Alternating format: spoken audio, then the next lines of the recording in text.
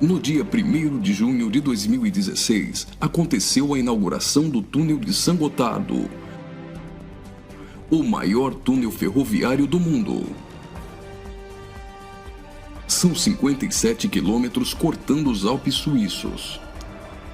A inauguração foi um evento de grande porte, transmitida por vários canais de televisão de todo o mundo. A cerimônia teve uma apresentação artística, como a das aberturas de Copas do Mundo ou de Olimpíadas. A encenação, intitulada Sacre do Gotardo, foi carregada de elementos do ocultismo, além de trazer mensagens de uma nova ordem mundial. Muitas autoridades e a Nata Econômica Europeia participaram dessa solenidade. Dentre as personalidades presentes estavam o presidente da Suíça, Johann Schneider, a chanceler da Alemanha, Angela Merkel, o presidente da França, François Hollande, e o primeiro-ministro da Itália, Matteo Renzi. A inauguração do túnel teve ainda uma celebração ecumênica e recebeu a bênção sacerdotal de um rabino do judaísmo, de um imã do islamismo, de um padre da Igreja Católica e de uma pastora luterana. Vamos analisar alguns elementos dessa celebração bizarra, que muitos analistas chamaram de inauguração da nova ordem mundial. Na primeira parte, em ambiente fechado, a humanidade é representada por uma marcha de zumbis, pronta para receber ordens. Surge então um anjo na forma de bebê. Aparentemente, este representa Lúcifer. O anjo caído já começa a apresentar semelhanças com Baphomet, que é um dos principais símbolos de Satanás em algumas linhas de culto pagão. Observe, dentre as personalidades presentes, esse sujeito, portando um cetro e vestido com traje de algum tipo de organização ou irmandade. Ele traz um broche com a figura de um bode que deve representar também Baphomet. A cerimônia macabra evolui para a aparição de um homem-bode, representando um demônio-chefe. Esse demônio exerce autoridade e liderança sobre outros demônios que são liberados pelo mundo, representado aqui pela ferrovia. Por essa ferrovia, passam vários períodos da humanidade, revivendo alguns tipos de sociedades secretas e rituais pagãos dos celtas, da Grécia Antiga, do hinduísmo e principalmente do Egito Antigo. Observe ao fundo a figura do Sol, representando um dos principais objetos de adoração das culturas antigas. Sob a ordem do chefe, os demônios se lançam para cumprir sua missão na Terra. Aqui, vemos a representação de antigas sacerdotisas e místicos adoradores, todos sendo conduzidos pelo homem-bode. As sacerdotisas estão levando um cordeiro, como algo a ser oferecido em sacrifício.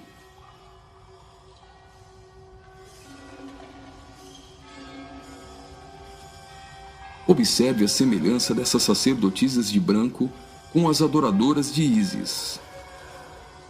E nesta exaltação de muitas formas de adoração pagã, não poderia faltar a coroação da Rainha dos Céus.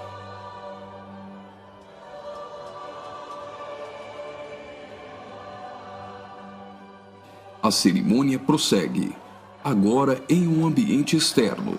A parte interna exaltou a adoração pagã histórica. Na parte externa, o evento se torna uma cerimônia satânica regida pelo homem-bode. Os zumbis representam a humanidade manipulada, caminhando rumo a um futuro incerto. Os atores correm atrás de uma conquista. O túnel inaugurado literalmente furou 57 quilômetros de rochas nos Alpes suíços. Aparentemente, aqui a humanidade está tentando vencer a rocha, que pode representar Jesus.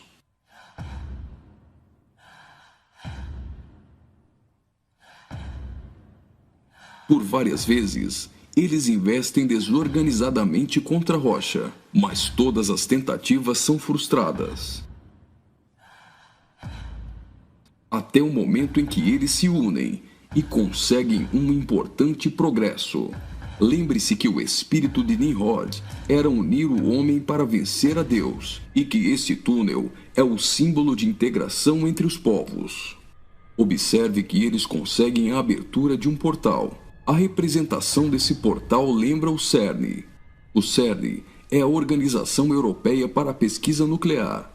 Está localizado na região de Genebra, na fronteira franco-suíça, a pouco mais de 200 quilômetros do túnel de Saint-Gothard.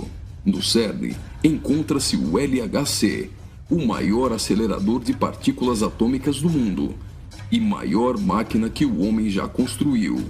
Ele tem 27 quilômetros de circunferência e está a 100 metros abaixo da superfície. O CERN está em busca da antimatéria e tentando recriar o Big Bang. Mas o CERN também tem um propósito esotérico ocultista nem tanto oculto. Segundo a própria comunidade científica, o CERN pretende acessar outras dimensões e se conectar com forças desconhecidas. O respeitadíssimo físico Stephen Hawking advertiu que os experimentos do CERN podem representar graves perigos a nosso planeta. No prefácio de seu livro, Stardust, Hawking afirmou que o acelerador de partículas poderia causar uma decadência catastrófica do vácuo, o que levaria o tempo e o espaço a entrarem em um colapso. Isso poderia destruir não somente o planeta Terra, mas também o sistema solar e todo o universo.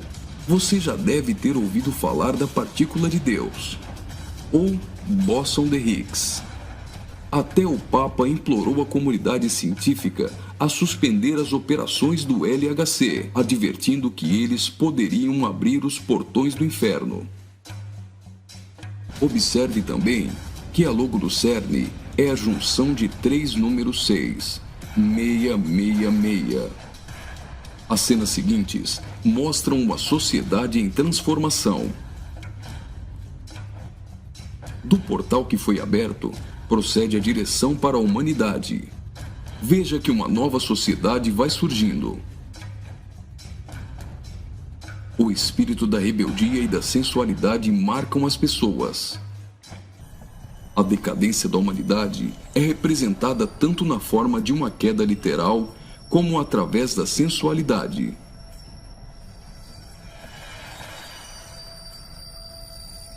Do portal surge um corpo nu, e logo as pessoas ficam endemoniadas.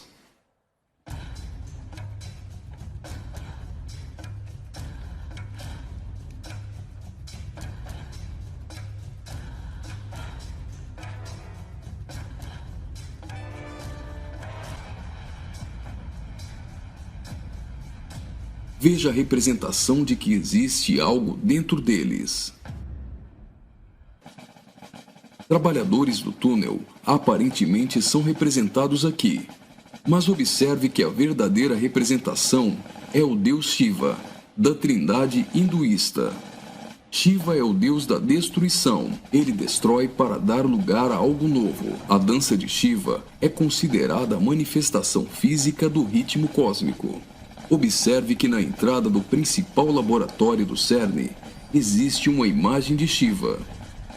A dança destruidora de Shiva é associada à aceleração ou à dança das partículas.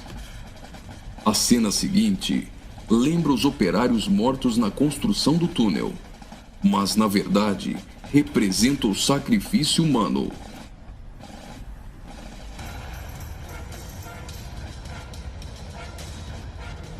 Veja que os corpos são lançados para dentro do abismo.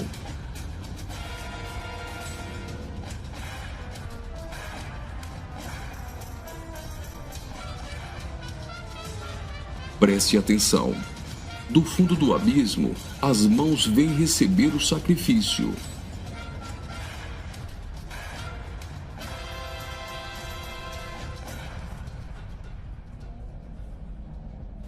A morte dos trabalhadores dá lugar a 3 almas que sobem do abismo.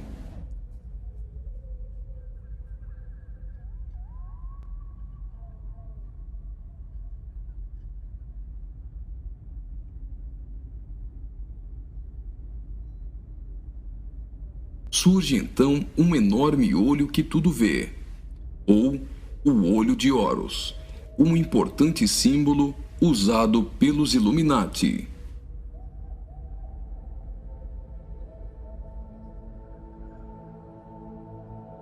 Agora, o homem-bode passa a ter um papel ainda mais importante na cerimônia, e as representações do livro de Apocalipse vão ficando mais evidentes.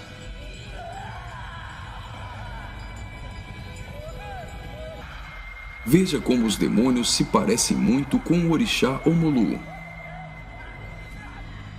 Do portal surge uma figura de um homem, misturada com a de um bode e 3 escaravelhos egípcios. O escaravelho simboliza o deus Khepri, o deus do sol nascente. Homem e bode se fundem, representando a encarnação de Satanás e o surgimento do Anticristo. Ele não será um homem normal. Sua autoridade e poder provém do próprio Satanás.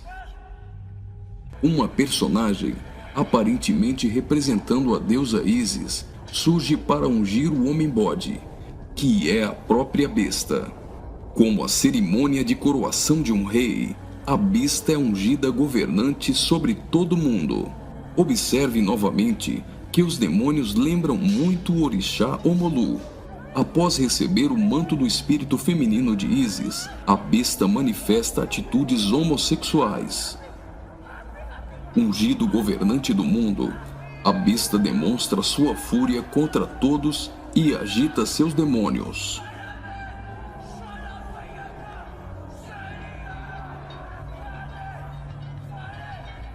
Logo, os demônios sob comando da besta ficam ouriçados.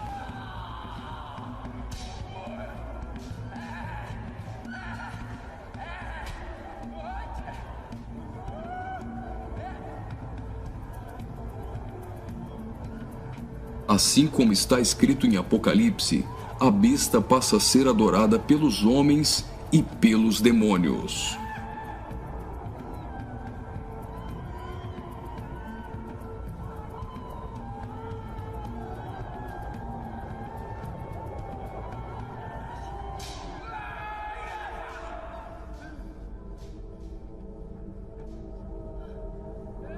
Observe agora o surgimento de 11 personagens, aparentemente representando a Igreja dos 11 Apóstolos.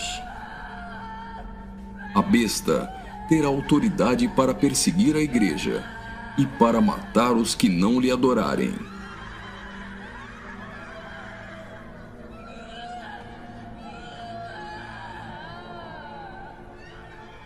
Observe que no telão a besta tem várias cabeças. Logo, a besta parece ter sido ferida na cabeça. Leva as mãos à cabeça e vai caindo. Segue-se então uma cerimônia fúnebre, com um antigo canto germânico do ocultismo.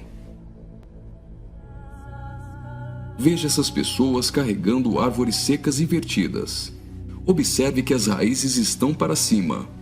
Assim como a cruz invertida é um símbolo do satanismo, tudo que se apresenta invertido representa o contrário. A imagem do telão é a árvore da morte, que é o contrário da árvore da vida.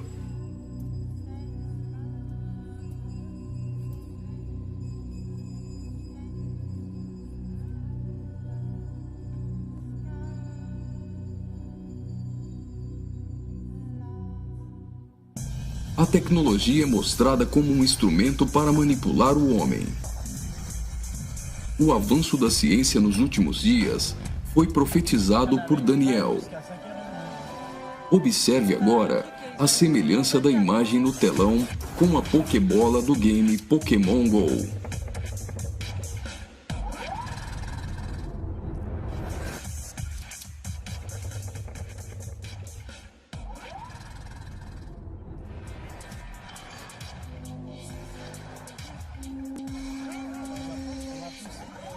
Enquanto na parte inferior da tela aparece uma segunda besta caminhando em direção à primeira, ao fundo surge a figura da grande meretriz.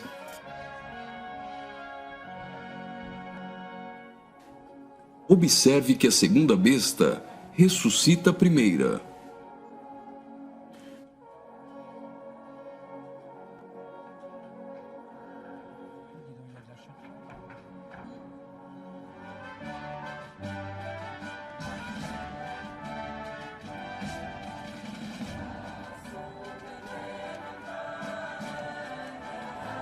Note que os símbolos maçônicos estão presentes em várias partes da celebração.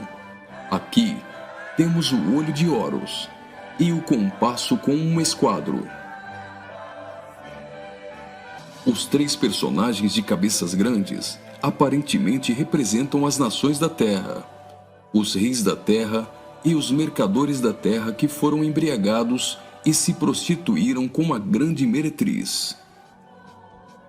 O relógio girando ao contrário provavelmente faz menção à profecia de Daniel, de que o anticristo mudaria os tempos, e fala da velocidade em que a nova ordem mundial será estabelecida.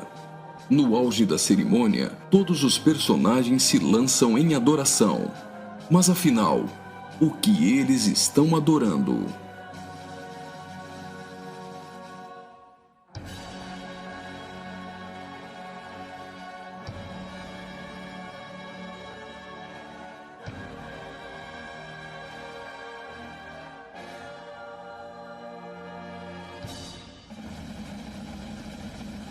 Então, o trem sai do túnel. Mas certamente eles não estão adorando um trem. Eles adoram aquele a quem pensam que venceu a rocha. Eles adoram o grande dragão, a antiga serpente, que se chama Diabo e Satanás, o sedutor de todo mundo. Pensam que Satanás venceu a Cristo. A celebração é como se fosse uma grande vitória, como a consumação de uma enorme conquista.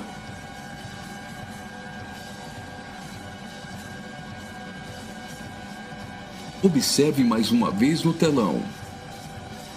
Por algum acaso, trens voam? O que isso significa?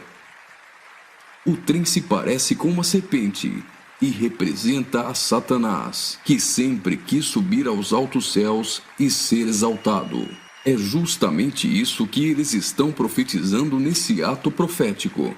Faria muito sentido se isso fosse um encontro de bruxos e satanistas, mas numa inauguração de uma grande obra pública, com a participação dos principais signatários da Europa, realmente não faz sentido algum. Só que eles se esqueceram de ler todo o livro de Apocalipse. E vi a besta e os reis da terra com seus exércitos, congregados para pelejarem contra aquele que estava montado num cavalo e contra seu exército. Mas a besta foi aprisionada, e com ela o falso profeta, que com os sinais feitos diante dela, seduziu aqueles que receberam a marca da besta, e eram os adoradores de sua imagem. Os dois foram lançados vivos dentro do lago de fogo, que arde como enxofre. Apocalipse capítulo 19, versículos 19 e 20.